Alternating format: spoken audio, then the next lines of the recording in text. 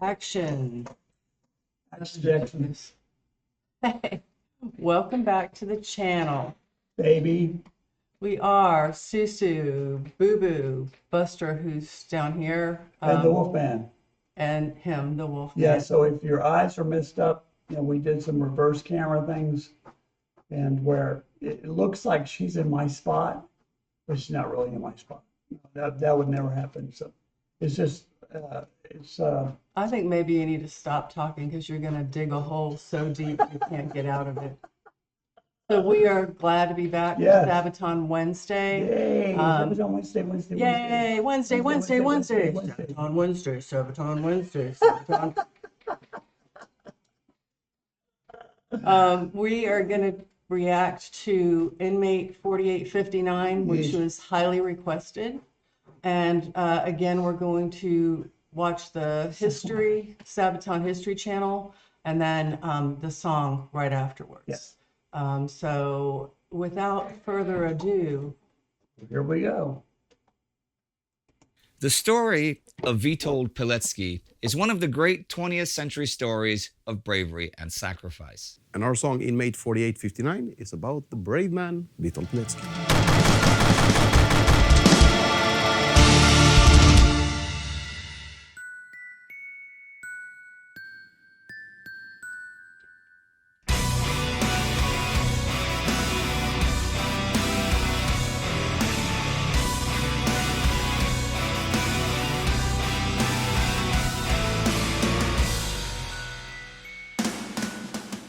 The story of Witold Pilecki is as tragic as it is heroic, and it is one for the ages. He was born in the Russian Empire near the Finnish border in 1901, spent his youth as part of the nationalistic Polish Pathfinders, and fought in independent Poland's new army against the Soviets in the Polish-Soviet War. He lived a peaceful life for much of the interwar years, but eventually returned to the Army Reserve, and in 1939 was mobilized against the German invasion. Pilecki's Ulan regiment was shattered by the advancing Wehrmacht, but he joined other Polish stragglers and kept fighting until the fall of Warsaw. In late October, he disappeared into the underground, where he joined the resistance movement of the Tajna Armia Polska, an arm of the Armia Krajowa, the Polish Home Army. Now, one of their tasks was to get inside knowledge about German prisoner of war camps, and one camp in particular, in the small town of Oswiecim, Auschwitz in German, where many Poles simply disappeared. It was suspected that they were sent to Germany as forced labor, but no one knew for sure. Pilecki came up with a dangerous plan. He would personally infiltrate Auschwitz, uncover the truth, and organize resistance in the camp. On September 19th, 1940, using the alias Tomasz Serafiński, he intentionally walked into a German security sweep on the streets of Warsaw. SS men seized him, and the next day he was herded alongside other Poles into trucks at the Warsaw train station. All day they drove east. The men pressed together without food or water. Now, the rest of this story is told directly from the source material, from Pilecki's personal report about his experiences in the camp. It is not pretty. Arriving at the camp, Pilecki and the crowd of men were driven forward by brutal beatings from the guards. Some men were pulled out of the group at random, unprovoked, and shot in the head to break any thoughts of resistance. Accompanied by the laughter of the guards, they were then pushed on past the barbed wire and towards the parade ground, where a group of men in striped clothes was waiting for them. These men jumped the newcomers with fists and clubs. Some were actually beaten to death. The men in the striped clothes then asked them questions about their backgrounds and their jobs. And those who said academics or doctors were knocked to the ground. With boots kicking against their heads, their murderers proclaimed that this is the concentration camp Auschwitz, my good man.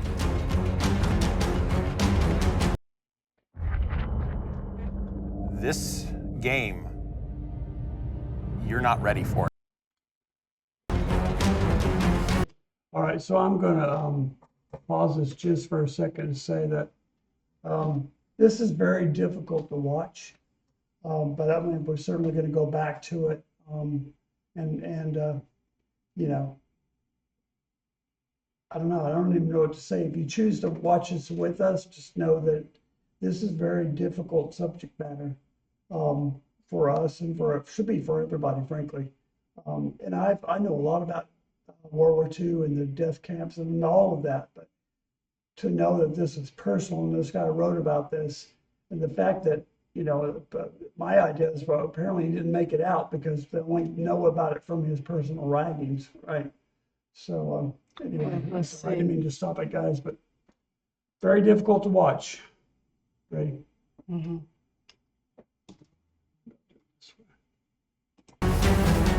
His head shaved, Puletsky hurried out of the bathhouse, though a guardsman knocked out 2 of his front teeth because he did not hold the sign with his prison number between them. From now on, Puletsky was neither himself nor Tomasz, but a number, prisoner 4859. In his paper-thin blue and white striped uniform and a pair of ill-fitting wooden shoes, he found himself once again on the parade ground. There, he encountered the murderous men again. They were called kapos, prisoner functionaries. Often German or Polish criminals, they were tasked with, let's say, keeping things in line inside the camp, since the regular SS men lived in barracks outside, right? Most of the kapos were violent sadists who enjoyed brutally beating and torturing the helpless prisoners. Wearing yellow armbands with the capo label, they also oversaw the labor companies, to one of which Puletsky was assigned. In that labor company, it became clear that Auschwitz aimed to first exterminate the Polish intelligentsia. Prisoners with academic backgrounds who were not used to demanding physical work or who lacked the experience or the dexterity to work in the quarries were mercilessly beaten to death by the kapos. Being too exhausted to lift another brick or to push a wheelbarrow was also a death sentence. Every evening, fewer people returned to the main camp. Every walk to the latrines, every trip to the bathhouse was accompanied by beatings and harassment. Those who came late to morning parade or tried to hide away were hunted down, dragged to the parade ground, and either hanged or shot in front of the others. Many tried to kill themselves, usually early in the morning before the day of torture began. If anyone tried to escape, the whole block was punished for it, standing out in the open for hours or doing punishment sports where men too exhausted to lift their arms fell down and died under the boots of the kapos. Often, the only time to catch your breath was when they were busy murdering another prisoner. Puletsky's good physical condition saved him from this fate, but for how long could that last? Well, Puletsky set out to build his first resistance cell, a group of 5 men. Later, he would create other 5er groups, but none of them knew of the existence of the others. So in case they were captured and tortured, they could not betray the whole network, right? Wow. Those groups would either organize food or clothing or would help other members to get a job, since it was clear from day one that staying in the worker groups, the labor groups, even well-conditioned men like Puletsky would soon die. So many of those worker prisoners did in fact die that the prisoners had to build the first camp crematorium. Puletsky noted that the camp became one big mill which ground living people to ash. In 1941, as more and more prisoners were brought in, the camp grew. Larger fences were needed, more barbed wire and more guard towers. And as Auschwitz grew, it needed to feed itself. And this opened up jobs for the older prisoners. With careful planning, Puletsky got his 5er groups into the carpenters, the postal service, and the barbers. He eventually got himself a job as a repairman for an oven inside an SS man's house outside the camp. Upon leaving the living hell of Auschwitz, he returned to a world of lavish gardens, laughing children at play, and villagers having normal, everyday conversations with one another. Puletsky felt the questions burning inside him. What was the real world? What was the real nature of man? What was the culture of the 20th century? Since mankind had advanced so far from the barbarism of old, how is this still possible? Or was this the true face of humanity? Would the whole world look like this if the boundaries of civilization disappeared?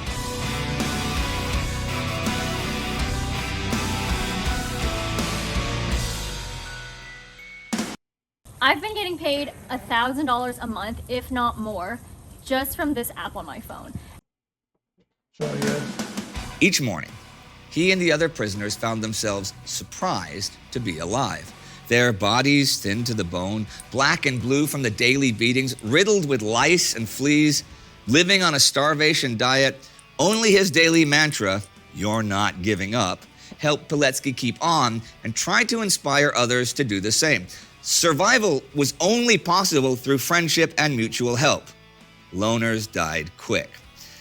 Now, up until May 1941, it was possible for ordinary Poles to be released from Auschwitz, mostly by their families paying enormous sums to the Germans. Those released prisoners smuggled Pilecki's notes to the Armia Krajowa, but when the war between Germany and the Soviet Union began, this stopped. Instead, new groups began arriving to the camp. Many were now Jews, and by the end of August, the first Soviet prisoners were transported to Auschwitz. Pilecki reports that one day, 700 officers were tightly packed into a room all day, till finally a group of German soldiers with gas masks on threw gas containers inside. This was the first act of gassing people with hydrogen cyanide at Auschwitz, according to Pilecki. Soon after, though, on his way to work, he passed groups of naked Soviet prisoners waiting to be led into the crematorium, where they were gassed and burned. The capos were often brutal savages, but the bestiality of some of the SS guards was even worse. Pilecki tells of guard dogs trained to go for the throats of prisoners, the torture of smashing testicles with a hammer, and many stories far too nightmarish to tell here. Now, with his cells set up in important positions all over the camp, Pilecki was ready to start a revolt, but he needed help from the outside to be successful. The prisoners were thirsty for revenge, and they were ready for anything since they did not fear death after all they had endured. But even had they managed to overwhelm the guards and take the camp, they would not be able to hold it for long. Pilecki believed that the Armia Krajowa had received at least one of his messages. He had urged them to stage an attack or send in paratroopers from the Free Polish Army over in Britain or drop a crate of arms onto them or something. But so far, nothing. Without help from the outside, Pilecki's third Christmas in Auschwitz came and went. And Auschwitz was now changing. There was no longer collective punishment, no outright murder, or even everyday brutality, or at least it was toned down. See, Auschwitz became a factory which would now systematically murder its prisoners instead of individualistic random killing. Not with the batons of the capos, but with phenol and gas. There were 3 crematoriums working simultaneously, able to burn corpses within minutes. By April 1943, more and more of the surviving Poles were sent out of Auschwitz to make room for Jewish prisoners from all over Europe and the Soviet Union. This meant the end of Pilecki's network, as its members were sent to other camps. So after 2 years and 7 months of surviving in Auschwitz, Pilecki decided it was time to break out, since an uprising was no longer possible.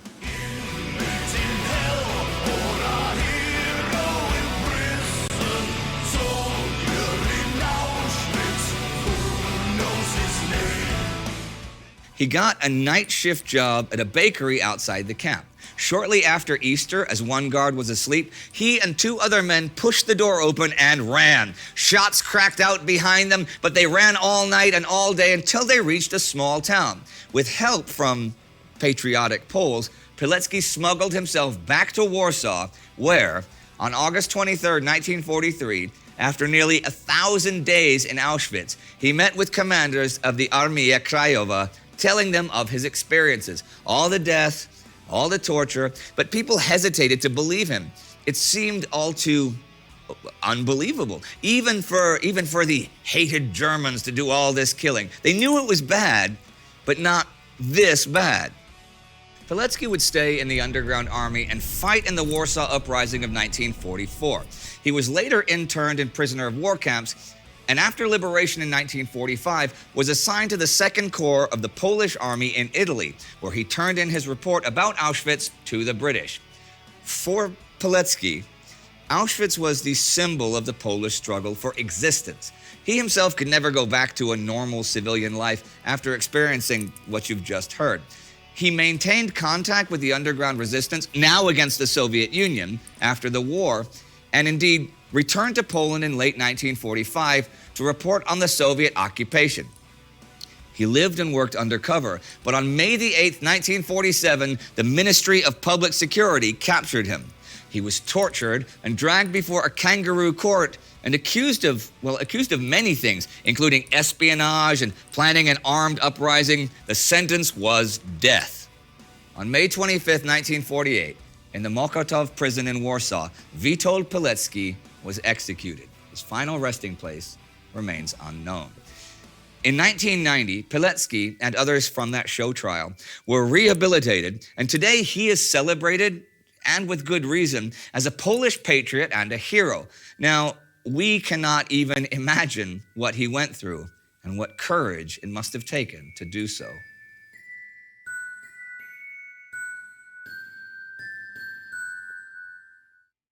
It's a pretty heavy story, you know?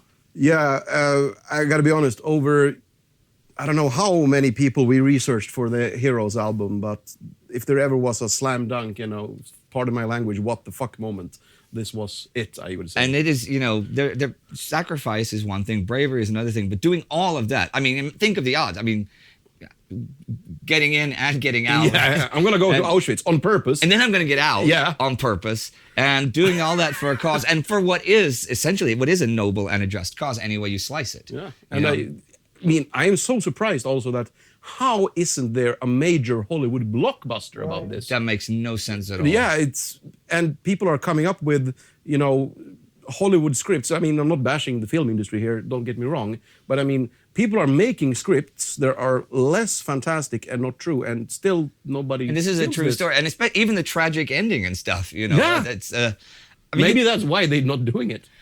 Well, they could throw in a romantic interest or something. They could have Gwyneth Paltrow, maybe. I don't know. Romance in Auschwitz, great. Stranger things have happened in Hollywood. Yes, true.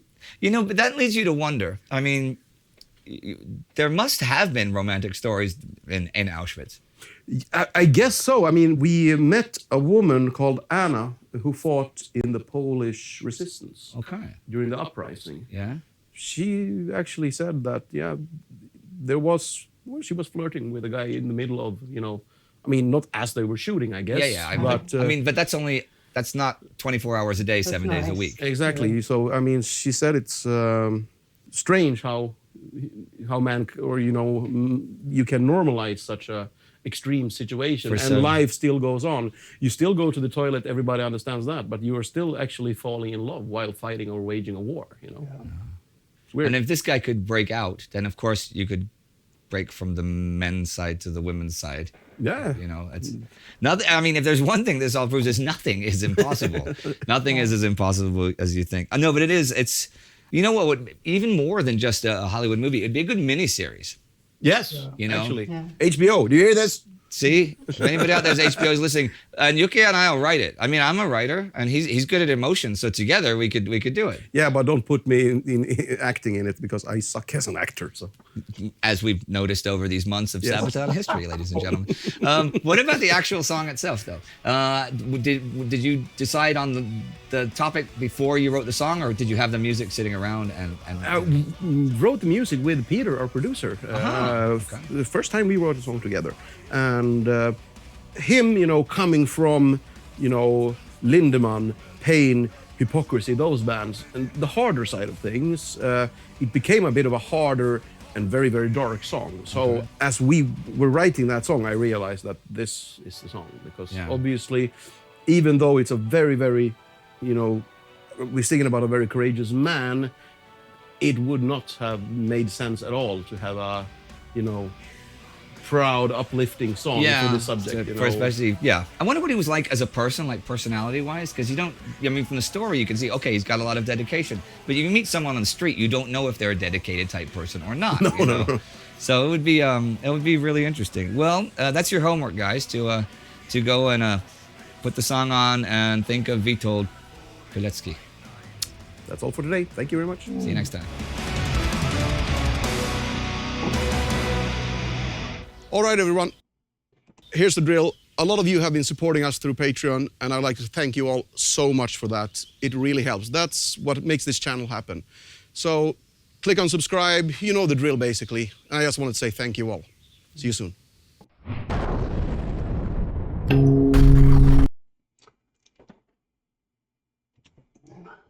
Okay. We're gonna go right into the music video, and then we're gonna leave some time at the end to discuss. Yeah. Right. Very, yeah, I don't know, there are no words to say what either one of us are feeling right now. It's Yeah. very disturbing. I was wrong. He didn't die in the camp, but he died shortly after the war. So, um, anyway, here we go.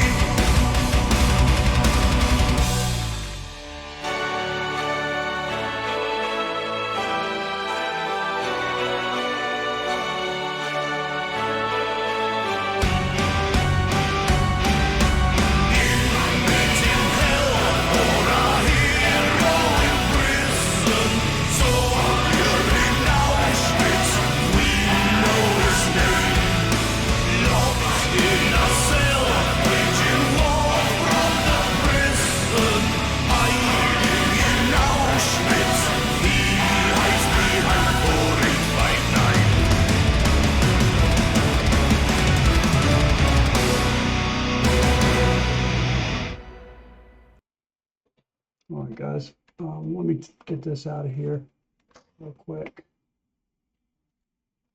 Wait, we'll be distracted. Okay, I think the music was very the topic, um, because it's not like a celebratory thing in any way. Um, it's tragic, but also he's a hero because, and even though he ended up being executed in prison and not dying in the camps, all of the work he did getting intelligence out there, even putting himself into a camp.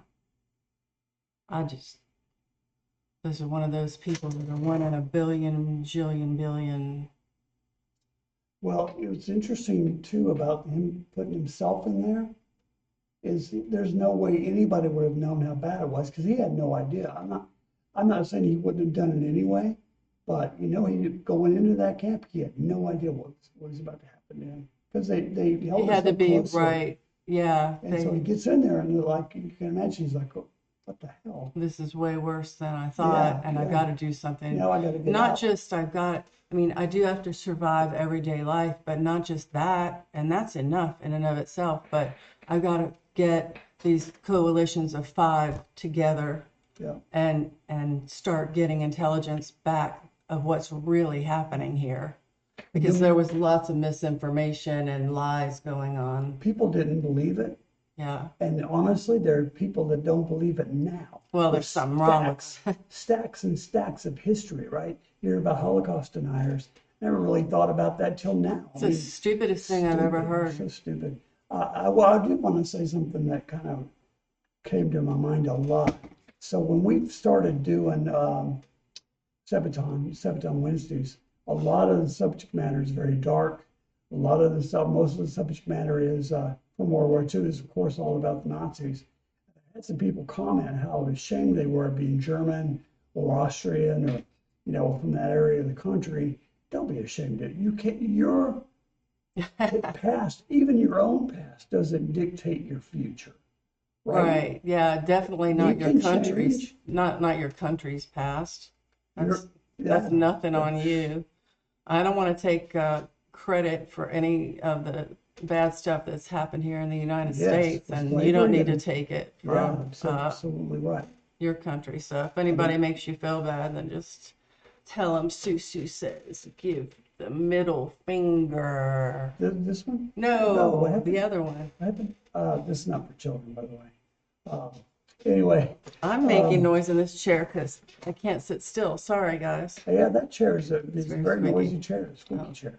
But anyway, yeah, this was to me eye-opening, and now I'm more curious about resistance within the camps, and I'd like to know some of the female stories Of too. And I thought that was really neat how they were talking on the history segment about is it possible to fall in love? Of course, yeah. Yeah, and we don't think about those things. We just think of, the horror, and that there's not anything human, but they're still human beings that can Reminded still me- fall in love. Reminded me of just a tag on, I'm sorry to interrupt, I'm bad about that.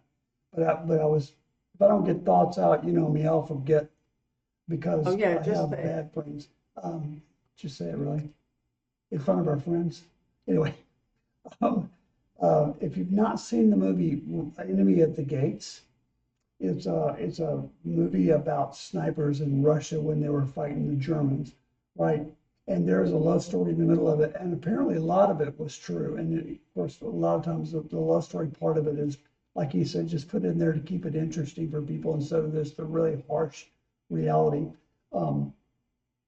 But that's what that reminded me of, because in the movie there's brutal, terrible things going on, right? And there's street fighting, the whole thing, and yet these two snipers kind of find each other as a woman and a man, and find each other, fall in love. Very good movie, I'd highly recommend it. But also, there's a book that I don't know if I'd highly recommend it. If you want to peer into the evil that was the camps, yeah, definitely. If you want to look through that, there's a book that I read in college when I was studying World War II called "This Way to the Camps, Ladies and Gentlemen," and it was written by a Polish guy. I don't know if I'm pronouncing his first name right, probably not, but it phonetically is Tadeusz Witowski or Litowski. It's been so long, but if you really want to get some dark stories, this guy was a prisoner in a camp, and he talks about the Russian prisoners, how they were treated, other prisoners, especially the Jewish prisoners. It's a very short book. It's not very long, and this guy was tragically very haunted by this for the rest of his life. Anyway, I would recommend it if you want to know more about it. I honestly wish I hadn't read it, but those who don't know their history are doomed to repeat right. it. And that's So, what's going on now, man. yeah. So But again, not I, trying to get political about anything. We like to stay apolitical on this channel. But at the same time, I mean, we've got to open our eyes to things like that. And then we're talking, this is a terrible time in history, but we forget about the Khmer Rouge, right? In Cambodia, they killed millions of people as well. And that was that's within our lifetimes, yeah. right? It was during the Vietnam War. So, anyway. Yeah. And this, as well as being eye-opening and sparking some interest in me pursuing some more of this in history. If you know of any more Sabaton videos that cover this particular topic, can you comment below and let us know anything about the concentration camps and any personal type things in that arena. I visited Dachau in the 80s and learned and saw some things there that, very hard, but Just the man's inhumanity against man is you know what though, it is what it's every generation. There's something that happens, where it just proves that, basically we're evil towards each other. And that's why we always say, don't hurt anybody and be blessed, because, we need to spread that word, guys. we try, We need to spread that and karma around. everybody needs to try, yeah. That's right. All right, well, are we ready to sign off? We are ready to sign off. Okay. Nothing more to say about this, and we don't generally have our general levity after watching something like this. Yeah, So just bear with us. Yeah, well, they don't want us to be silly and joking after something so sad. But anyway, We do want to say, if you liked the video, like, subscribe, share, notify. right? Be blessed, and I still can do that. Don't hurt anybody. that's right. Now I'm gonna hit stop recording. Where's the mouse? Oh, there it is.